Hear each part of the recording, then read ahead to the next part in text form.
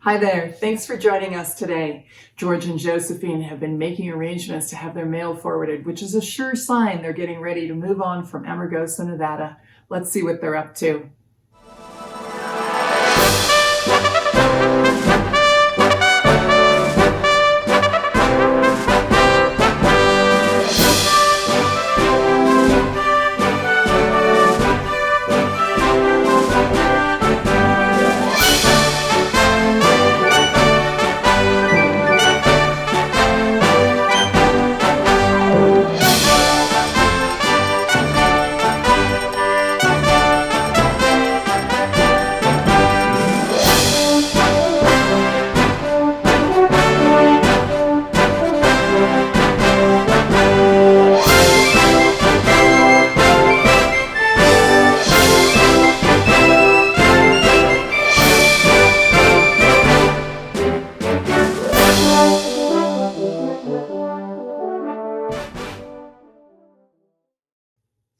Welcome, and thanks for joining us today. I'm Robin with the University Libraries, and we're delighted to have author and educator Michael Branch joining us today.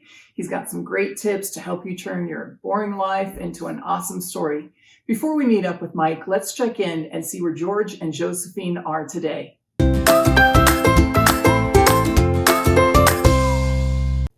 George and Josephine are still in Amargosa, Nevada. But in today's passage, George mentions that Josephine has been packing all day, and by evening the wagon and pack saddles are all loaded.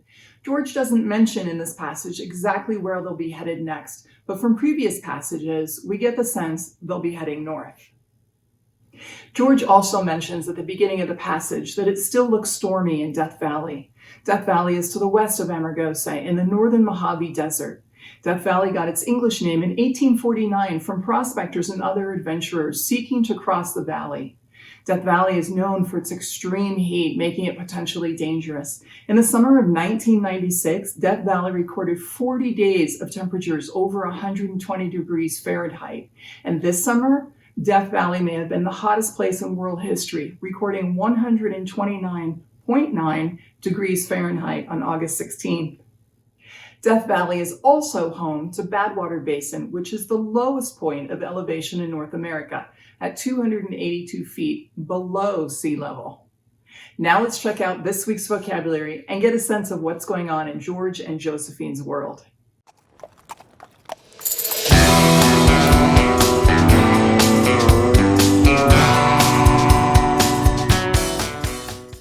Our first word this week is vines. Vines is a noun and means a climbing or trailing woody-stemmed plant of the grape family. Next up this week is record. Record is a verb and means to set down in writing or some other permanent form for later reference. Our next word this week is journal. Journal is a noun and means a daily record of news and events of a personal nature, a diary. Next up this week is swollen. Swollen is the past participle of swell and means to become larger or rounder in size, typically as a result of an accumulation of fluid. Next up this week is aparejos. Aparejos is a noun and means a pack saddle formed of stuffed leather cushions. Our next word this week is cinnabar. Cinnabar is a noun and means a bright red mineral consisting of mercury sulfide, sometimes used as a pigment. Our next word this week is solstice. Solstice is a noun and means either of the two times in the year when the sun reaches its highest or lowest point in the sky at noon. Next up this week is compass. Compass is a noun and means an instrument containing a magnetized pointer which shows the direction of magnetic north and bearings from it. Our final word this week is Death Valley. Death Valley is a noun, and as we learned earlier, it's an arid basin in eastern California and southern Nevada and home to the lowest land in North America. Terrific job working through the vocabulary. There are some interesting links about aparejos, using the sun as a compass, and Death Valley in the extras worksheet. So check it out if you want to know more. Now I'd like to introduce you to Mike Branch, who's with us today. Mike is an author, an environmentalist, and an all-around great guy, and he's joined by his two daughters, Caroline and Hannah. In the diaries, George and Josephine write about the ordinary events of their daily lives while they're on their journey. And you'll notice that all those day-to-day observations strung together in the diaries create a story. Mike is going to teach you how to take what might seem like boring moments of everyday life and turn them into awesome stories. Let's catch up with Mike now.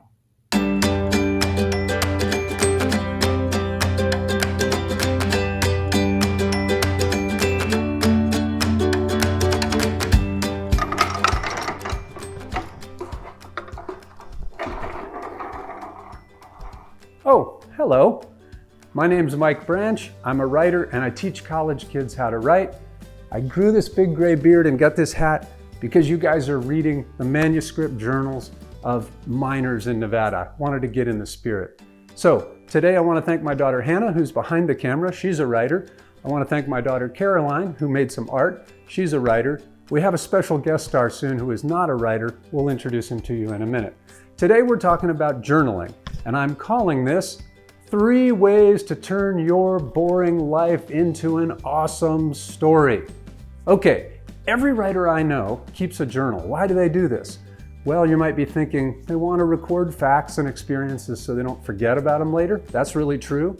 But also a journal can help you capture your feelings about things. And that emotional response is so important to writing. Also, we all kind of struggle through our lives day to day, just sort of getting by, and we don't always see the bigger significance of the story of our life. What's the larger trajectory or pattern? When we journal, it allows us to step back and get some perspective on our own life, so that narrative, that story can become a little bit more clear. Now you might be wondering, what kind of journal should you use? It doesn't matter. I sometimes carry a little pocket journal like this. Sometimes I write in a bigger journal book like this. I know other writers who use the voice function on their phone. I know people who write things on loose scraps of paper. It doesn't make any difference. Okay, now we're going to talk about the 3 ways that you guys can turn your life into an awesome story. And here's the first one. Everyday stuff matters. Your daily lives are interesting. You just may not know it yet because you're still in the middle of it. Think of those Scott journals, those miners out in Nevada. They made notes about all kinds of kind of boring everyday stuff, but now we see how interesting and important it was to know what their daily lives were like. So the worst mistake you can make in writing a journal is to think the other people are the ones with the interesting life story. Your life is interesting, you are the hero of your own life story, and journaling will help you to figure out why. Okay, the second principle in turning your life into an awesome story is capture the details.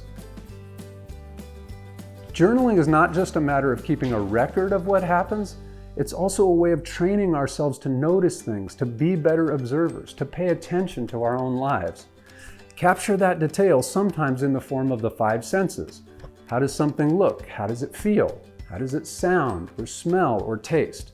And I'll give you an example from a writer I really admire, Henry David Thoreau, who wrote in the 19th century. He kept these journals where every day he wrote down all this detailed stuff that might have seemed boring. Every day he wrote down what the weather was like. Every day he wrote down what flowers were blossoming around him and what birds he saw.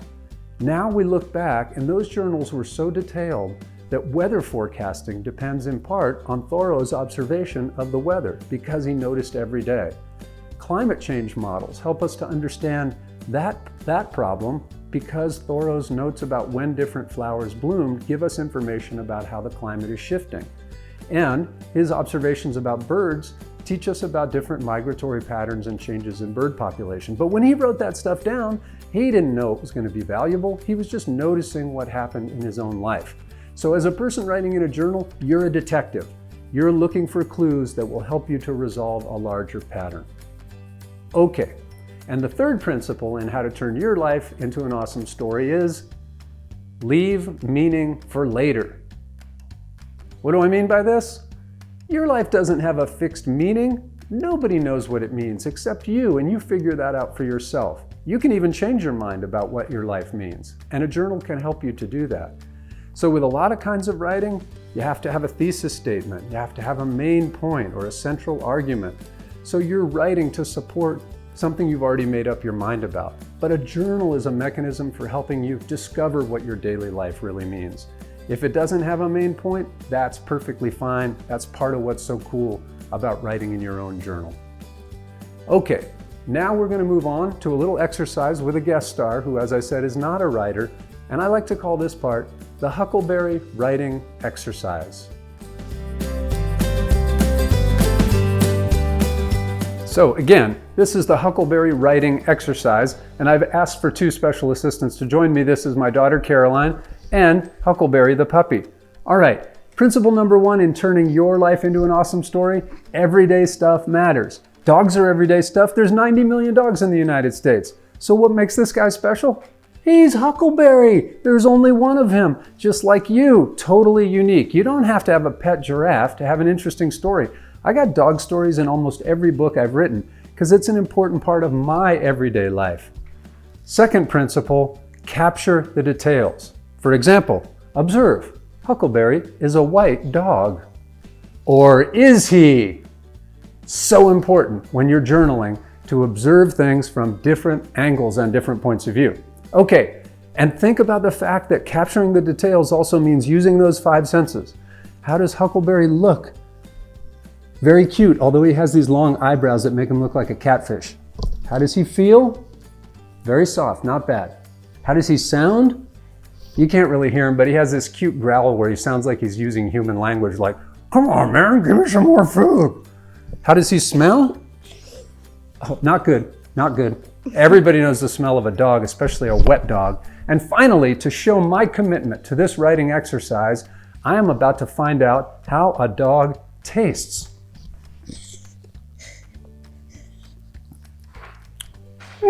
Bon appetit! Finally, third principle in turning your life into an awesome story: leave meaning for later. It wouldn't make any sense if I said, "What does a dog mean?" But if I said, "This dog means a lot to me," that would make sense. Time will tell about meaning. Your life is like this dog, although I hope your life smells better. Your life is like this dog in the sense that its meaning will become more clear over time, and journaling can really help you with that. So remember, to be a writer, there's only one thing you have to do: write. So everybody, happy journaling!